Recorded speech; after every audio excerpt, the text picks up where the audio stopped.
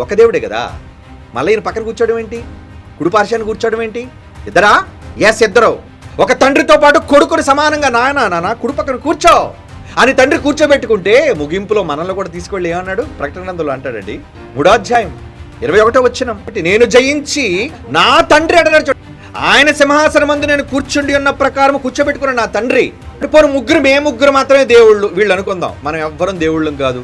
తండ్రి, కుమారుడు, పరిశుద్ధాత్మ మాత్రమే ముగ్గురు దైవాలు, ముగ్గురు సింహాసనాల మీద కూర్చున్నారు. మరి మనల్ని తీసుకెళ్ళి ఎక్కడ కూర్చోబెట్టాలి? వాళ్ళు దైవాలు కాబట్టి వాళ్ళు దేవుని సింహాసనాల మీద కూర్చోవాలి, మనం కాదు కదా. కానీ మన కోసం ఏమంటున్నాడు చూడండి ఇక్కడ, నేను జయించి నా తండ్రితో కూడా ఆయన సింహాసనం ముందు నేను కూర్చుండి ఉన్న ప్రకారము, తండ్రితో కూడా, తండ్రి లేడని కాదు, తండ్రి ఉంటుండగానే ఆయన పక్కన వెళ్ళి కూర్చుంటాను నేను, తండ్రితో కూడా ఆయన సింహాసనం ముందు కూర్చుండి ఉన్న ప్రకారము మీరు జయిస్తే, ఈ లోకాన్ని గెలిస్తే, అపవాది మీద విజయాన్ని సాధిస్తే నాతో కూడా నా సింహాసనం మీదే కూర్చోబెడతానంటే మా తండ్రి సీట్లోనే నేను కూర్చున్నాను, మిమ్మల్ని ఎక్కడ కూర్చోబెడతాను? నా సీట్లో. అంటే ఈయన ఏ సీట్లో కూర్చున్నాడు? ఉన్నది ఒకటే సీట్ అక్కడ, ఒకే సింహాసనం.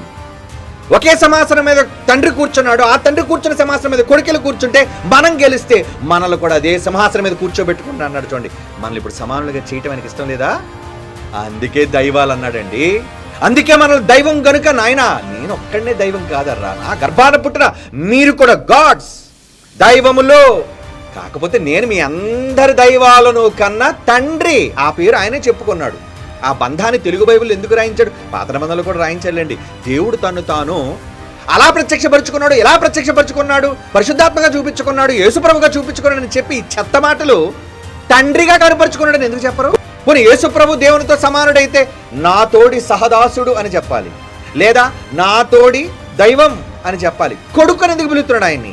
అంటే కనీస జ్ఞానం ఉన్నవాడైనా ఒక తండ్రి మరొకరిని చూచి నా కొడుకు అంటున్నాడంటే తండ్రి గొప్పవాడు, కుమారుడు కన్నవాడనే కదా అర్థం అవ్వాలి.